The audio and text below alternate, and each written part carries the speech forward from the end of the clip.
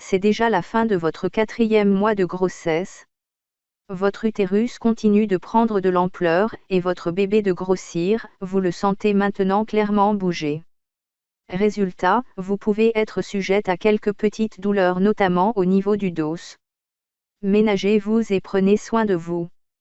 Côté démarche, c'est le moment de prendre une décision concernant le futur mode de garde de votre bébé et d'effectuer les démarches pour l'obtenir, si ce n'est pas déjà fait.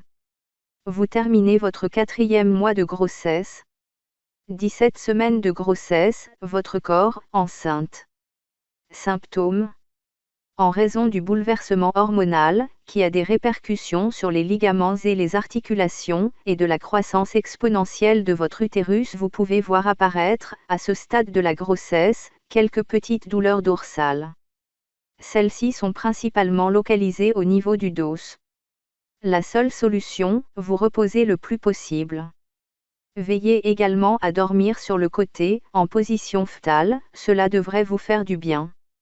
Dès le 4e mois de grossesse, vous pouvez être sujette à des problèmes de circulation sanguine, jambes lourdes, crampes, varices.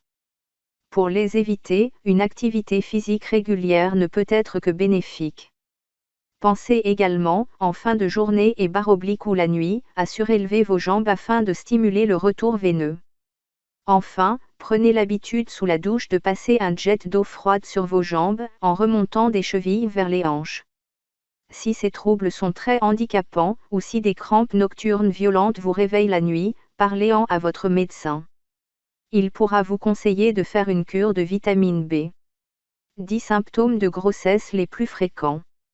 Nausées, fatigue, tension dans la poitrine, odorat plus fin, les signes d'une grossesse sont multiples. Mais ils ne sont pas forcément communs à toutes les femmes enceintes. Passage en revue des symptômes les plus fréquents en début de grossesse. Taille du ventre. Vous ne pouvez plus cacher votre grossesse, votre ventre est désormais bien rond. Bébé poursuit sa croissance et votre utérus prend de plus en plus de place. Chose étonnante, la taille de votre ventre peut varier en fonction des moments de la journée. Parfois quasiment invisible le matin, il sort tout à coup en fin de journée. Des variations parfois déroutantes pour les futures mamans mais qui sont parfaitement normales. Prise de poids. Vous continuez de prendre environ 500 grammes par semaine et, votre bébé grossissant lui aussi à un rythme très rapide, cette prise de poids va s'accélérer dans les semaines à venir. Si vous vous sentez en forme et que votre prise de poids est modérée, aucune raison de s'inquiéter. En revanche, si la situation vous échappe, mieux vaut en discuter avec votre médecin qui vous aiguillera vers un diététicien. Il n'est jamais trop tard pour prendre de bonnes habitudes. Prise de poids grossesse, combien de kilos doit-on prendre enceinte? Régulièrement, pendant vos examens de grossesse à la maternité, vous passerez à la pesée et votre poids fera l'objet d'une vraie surveillance. Pourquoi? Combien de kilos devez-vous prendre? Réponse de spécialiste. 17 semaines de grossesse, le développement du fœtus.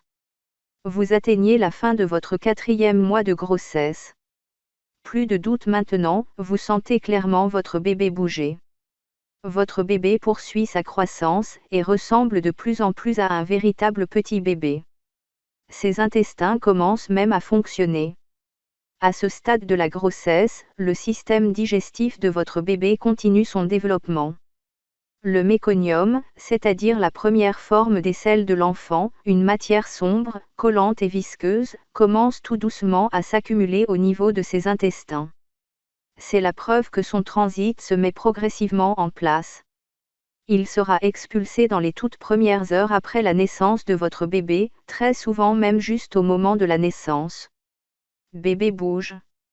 Désormais plus de doute, votre bébé est bien actif dans votre ventre et ses mouvements sont de plus en plus perceptibles. Certains enfants peuvent même donner de vrais coups de pied.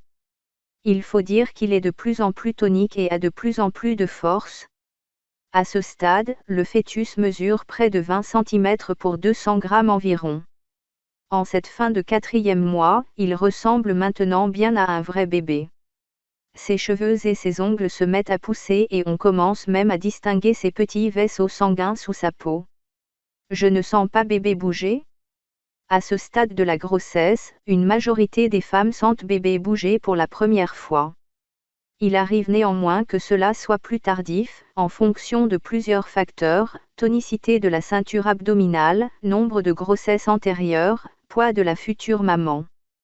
Si la grossesse se développe normalement, tranquillisez-vous. Chaque grossesse est unique et cela ne signifie pas du tout qu'il y ait un problème. Grossesse gémellaire. Enceinte de jumeaux, vous faites l'objet d'une surveillance particulière et bénéficiez notamment d'une échographie chaque mois. Votre ventre commence à peser et vos bébés puisent dans vos réserves, ménagez-vous et ne forcez pas trop. Votre médecin pourra être amené à vous arrêter un peu plus tôt si vous avez des contractions ou que votre col est déjà raccourci. 17 semaines de grossesse, conseils et démarches. Mode de garde.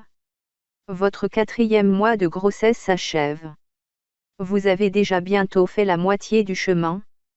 C'est le moment de prendre votre décision concernant le futur mode de garde de votre bébé et d'effectuer les démarches pour l'obtenir, si ce n'est pas déjà fait.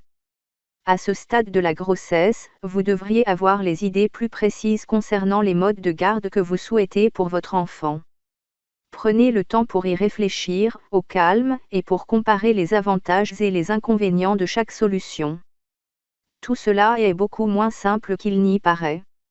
Vous pouvez également utiliser des simulateurs pour avoir une estimation des coûts mensuels de chaque formule, c'est aussi un critère important à prendre en compte.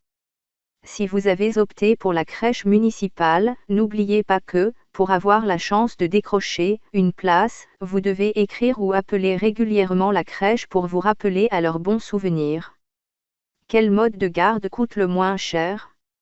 Le coût du mode de garde varie principalement en fonction du nombre d'enfants et des revenus des parents. Mais d'autres critères entrent en compte et dans certaines situations, la crèche n'est pas toujours la moins chère. Nos conseils pour vous aider à choisir.